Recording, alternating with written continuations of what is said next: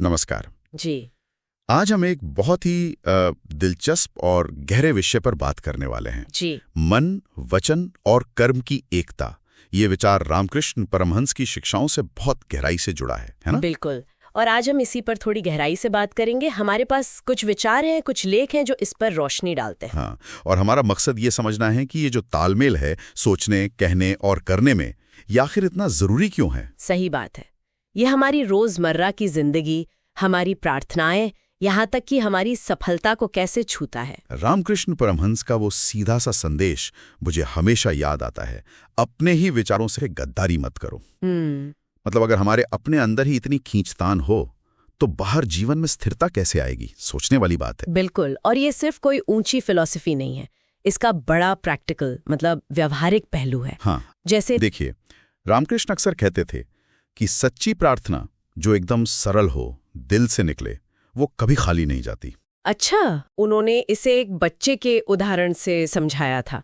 जैसे बच्चा जब सच में भूखा होता है ना, हाँ, और माँ से खाना मांगता है, तो माँ क्या मना करती है? नहीं ना। नहीं, बिल्कुल नहीं। लेकिन अगर वही बच्चा बिना भूख के बस ऐसे ही नाटक करे तो माँ पहचान जाती है। हाँ, माँ तो समझ ही जाती है। तो ईश्वर के साथ भी हमारे रिश्ते में यही सच्चाई चाहिए, वो ईमानदारी चाहिए, कोई दिखावा नहीं। ये दिलचस्प है। मनोविज्ञान में भी तो कुछ ऐसा ही है ना। वो शब्द है कॉन्ग्रुएंस। हाँ, कॉन्ग्रुएंस। हिंदी में शायद अनुरूपता कह सकते हैं, या सामंजस्य। जी, सामंजस्य एक अच्छा शब्द है। इसका मतलब यही है कि जब किसी इंसान के अंदर के अनुभव, मतलब उसके विचार, उसकी भावनाएं और उसका बाहरी बर्ताव, यानी उसके शब्द, उसके काम, वो सब एक सीध में हो। और ऐसा क्यों मानते हैं कि इससे व्यक्तित्व मजबूत होता है? क्योंकि देखिए, जब हमारे अंदर और बाहर में कोई झगड़ा नहीं होता ना, हाँ। तो एक तरह की क्या कहते हैं, स्पष्टता आती है, एक शांति मिलती है। हमारी जो ऊर्जा है वो दिखावे में या अंदरूनी लड़ाई में खर्च नहीं होती। अच्छा। और इसके उलट जब हम सोचते कुछ है, कहते कुछ और हैं और करते तो कुछ बिल्कुल ही तीसरा है। हाँ, अक्सर होता है ऐसा। तब हम एक तरह के मानसिक तनाव में रहते हैं, वो कॉग्निटिव डिसोनेंस वाली बात। सही। रामकृष्ण की कहानियों में भी इसका जिक्र है। वो एक कहानी है ना, युवक वाली, जो उनके पास आया था बड़ा परेशान सा। हाँ, मैंने पढ़ी है। वो कहता था कि मैं रोज ध्यान करता हूँ पर शांति नहीं मिलती। बिल्कुल। तो परमहंस जी ने उससे पूछा, अच्छा ध्यान में सोचते क्या हो? तो युवक ने ईमानदारी से बताया, बोला जी मैं सोचता हूँ कि कब मैं बड़ा आदमी बनूंगा, लोग मेरी इज्जत करेंगे, मेरा नाम होगा दुनिया में। परमहंस मुस्कुराए, फिर बोले, बेटा तुम ध्यान कहाँ कर रहे हो, ये तो तुम अपना अहंकार पाल रहे हो। क्या बात है। मतलब मन में इच्छा दुनिया जीतने की और कर्म ध्यान का दिखावा। बिल्कुल। ये तो अपने आप से ही धोखा हुआ ना। हाँ, बिल्कुल। रामकृष्ण ने इसे समझाया था फूटे बर्तन के उदाहरण से।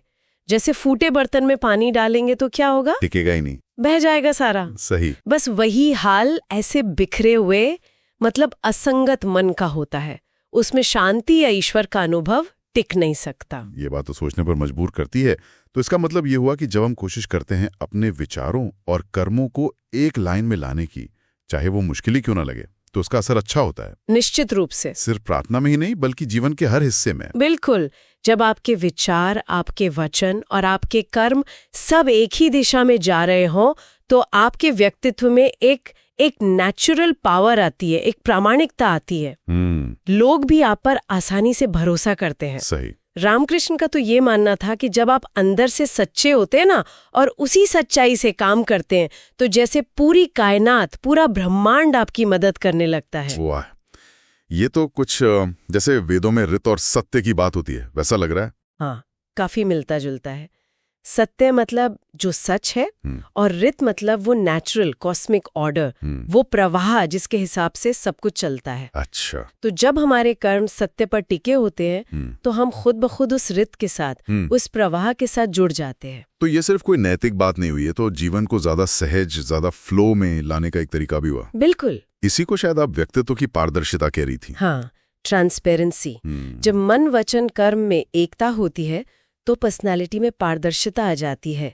कुछ छुपाने की, बनाने की जरूरत नहीं रहती। सही। तब आपकी प्रार्थना सिर्फ शब्द नहीं रह जाती, वो आपकी आत्मा की आवाज बन जाती है। और ऐसी प्रार्थना में कहते हैं बहुत शक्ति होती है। और सच्ची सफलता भी शायद यही है, मतलब सिर्फ बाहर की दुनिया में कोई पद पा लेना या पैसा कमा लेना नहीं, बल्कि अंदर से इतना क्लियर होना, शांत होना, अपने सच के प्रति ईमानदार होना। एकदम सही, भीतर से स्पष्ट, शांत और अपने सत्य के प्रति समर्पित होना। तो कुल मिला के जो बात समझ में आ रही है वो ये है कि खुद को स्वीकारना, अपने मन में जो चल रहा है उसे देखना, समझना, और फिर कोशिश करना कि हमारे शब्द और हमारे काम उसी के अनुसार हों। जी, शायद यही ईमानदारी हमें अंदर की शांति और एक सच्चे जुड़ाव की तरफ ले जा सकती है। बिल्कुल। और इसी सोच के साथ हम अपने श्रोताओं के लिए रामकृष्ण परमहंस का वही शक्तिशाली संदेश छोड़ सकते हैं जिस पर वो सोच विचार कर सकें। हाँ, जरूर। अपने विचारों से गद्दारी मत करो। जो सोचते हो वही बोलो, जो बोलो वही करो। फिर ईश्वर तुमसे दूर नहीं बल्कि तुम्हारे भीतर ही बोलता हुआ मिलेगा। क्या खूब कहा है। ये सिर्फ सुनने में अच्छा लगने वाला विचार नहीं है। नहीं, बिल्कुल नहीं। ये तो रोजमर्रा की जिंदगी में उतारने की एक चुनौती भी है और एक मौका भी। सही। इस पर सोचना चाहिए कि इस विचार को जीने का हमारे अपने जीवन में क्या मतलब हो सकता है। बिल्कुल।